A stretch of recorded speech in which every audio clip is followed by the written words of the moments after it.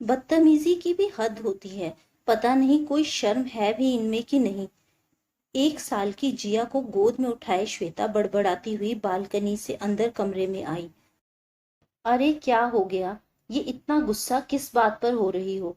केशव ने अपनी पत्नी श्वेता का गुस्से में लाल चेहरा देखकर पूछा।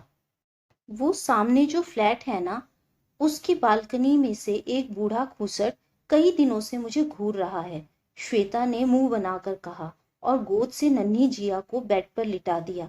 ये बात सुनकर केशव ने बाहर बालकनी में जाकर देखा तो सामने वाले फ्लैट में एक बूढ़ा अपनी बालकनी में टहलता हुआ दिखाई दिया। लगता है कोई नया परिवार अभी हाल ही में आया है, केशव ने अंदर कमरे में जाकर श्वेता से कहा, जो जिया को सुला रही थी। हाँ, करीब महीना ही हुआ है उन्हें आए, पर मुझे बालकनी में सिवा उस बुढ़े के और कोई दिखाई नहीं देता। जब देखो कभी कुर्सी डालकर बैठा मिलेगा तो कभी टहलता हुआ, मगर नजरें इधर हमारी बालकनी पर ही गड़ाए रखेगा। बूढ़ा खुसट, उसे अपनी उम्र का भी लिहाज नहीं है, श्वेता लगातार बड़बड़ा रही थी। इन फ्लैटों में बूढ़े बेचारे भी क्या करें? बालकनी में थोड़ा टहल लिया या धूप सेक ली। तुम बेकार ही उस बेचारे पर गुस्सा हो रही हो, केशव ने श्वेता को समझाते हुए कहा। वो कोई बेचारा नहीं है। जब कभी भी बालकनी में जाती हूँ तो उस फूसट की नजरें इधर ही गड़ी मिलती हैं। और तो और, श्वेता कहते कहते रुक गई। और क्या श्वेता? मत पूछो, कल शाम तो इसने हद ही कर दी। ये मोबाइल लेकर खड़ा था और सच कहूं तो मुझे लगा इसने चुपके से मेरी फोटो भी ली है। क्या? तुमने ये कल ही क्यों नहीं बताया? ये सुनकर केशव को भी उस बूढ़े की इस हरकत पर गुस्सा आया। ठहरो, अभी जाता हूँ और लेता हूँ उस ठड़की की क्लास। रुकिए, मैं भी चलती हूँ। उस बूढ़े की ऐसी अकल ठिकाने लगाऊंगी कि याद रखेगा और यहाँ वहां ताकना झांकना हमेशा के लिए भूल जाएगा। जिया अभी सो रही है, हम जल्दी ही आ जाएंगे। दोनों तेजी से उस बूढ़े के फ्लैट में चले गए। बेल बजाने पर दरवाजा बूढ़े ने ही खोला। उन्हें देख बूढ़े के चेहरे पर मुस्कान तैर गई। अरे आप आइए आइए, अंदर आइए। दीवार से लगे एक दीवान पर कोई लेटा था। इससे पहले केशव और श्वेता कुछ कह पाते, एक स्त्री का स्वर कमरे में उभरा, जिसके शब्द वो दोनों ही समझ नहीं पाए। ये पूछ रही है कौन आया है। इसे पिछले साल लकवा हो गया था। बेड पर ही रहती है, कहते हुए बूढ़ा बुढ़िया के करीब सिरहाने की तरफ बैठ गया। तब तक केशव और श्वेता भी सोफे पर बैठ चुके थे। अरे गुड़िया के मम्मी पापा आए हैं। बुढ़िया ने लेटे लेटे गर्दन घुमाकर उन दोनों की तरफ देखा और अच्छा कहा, जिसे बूढ़ा ही समझ पाया। बुढ़िया ने फिर कुछ पूछा। ये पूछ रही है गुड़िया को साथ नहीं लाए?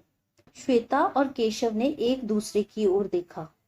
कल मैंने आपकी बेटी की फोटो मोबाइल पर इसे दिखाई तो बहुत खुश हुई। बोली ये तो बिल्कुल अपनी गुड़िया जैसी है। बूढ़े ने भीगी हुई पलकों को साफ करते हुए कहा और फिर बूढ़े ने बगल वाली दीवार की ओर इशारा करते हुए कहा, ये है हमारी गुड़िया। दीवार पर टंगी तस्वीर में एक जोड़ा 1.5-2 साल की बच्ची को उठाए मुस्कुरा रहा था। ये आपके बेटा बहू और पोती? श्वेता ने पूछा। हाँ हाँ, बिल्कुल ठीक पहचाना बिटिया तुमने, बूढ़े ने चहक कर कहा। है ना हमारी गुड़िया आपकी बिटिया की तरह? मगर क्या ये आपके साथ नहीं रहते? केशव ने चुप्पी तोड़ते हुए पूछा। इस पर बूढ़े का खिला हुआ चेहरा एकदम से मुरझा गया। उसकी आंखें भीग गई। बेटा, अब ये तीनों वहां चले गए हैं जहां से कोई लौट कर नहीं आता। मतलब? श्वेता और केशव एक साथ बोले। बेटा, हम गांव से शहर आए थे, सब कुछ बेचकर, बेटे बहू और पोती के साथ आखिरी दिन बिताने के लिए। मगर ईश्वर को न जाने क्या मंजूर था। पहले तुम्हारी आंटी बीमार हो गई और फिर एक एक्सीडेंट में मेरा बेटा, बहू और हमारी गुड़िया, हमने सब कुछ खो दिया। जिंदगी बोझ लगती है, मगर जीना तो पड़ता है ना। ये मेरी पत्नी है, मेरी जीवन संगिनी, इसे अकेले कैसे छोड़ दूं? जी रहे हैं। अब यहाँ बेटे के फ्लैट में रहने आ गए किराए के मकान से। किस्मत देखो, मुझे उस दिन बिटिया के हाथों में हमारी गुड़िया दिखाई दी तो यूं लगा हमें तो जीने का सहारा मिल गया। जब मैंने तुम्हारी आंटी को बताया तो ये गुड़िया को देखने की जिद करने लगी, तो मैंने तुम्हारे साथ उसकी फोटो खींचकर दिखाई मोबाइल फोन पर। ये बहुत खुश हुई। महीनों बाद इसके चेहरे पर मुस्कुराहट आई। कहते हुए वो बूढ़ा चुप हो गया। तब तक केशव और श्वेता दोनों खड़े होकर चलने को हुए तो वो बुढ़िया कुछ बोली। दोनों ने पीछे मुड़कर देखा तो बूढ़ा बोला, पूछ रही है कहाँ जा रहे हो? चाय? माँ से कहिए उनसे उनकी पोती को मिलवाने के लिए उनके बेटा बहू वापस आ रहे हैं। दोनों ने साथ हाथ जोड़ते हुए कहा।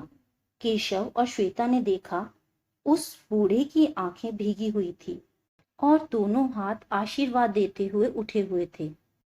तो दोस्तों, उम्मीद है आपको आज की ये कहानी पसंद आई होगी। कहानी पसंद आई हो तो वीडियो को लाइक करें, चैनल को सब्सक्राइब करें ताकि आने वाली कहानियां आप तक पहुंचती रहें। Thank you friends.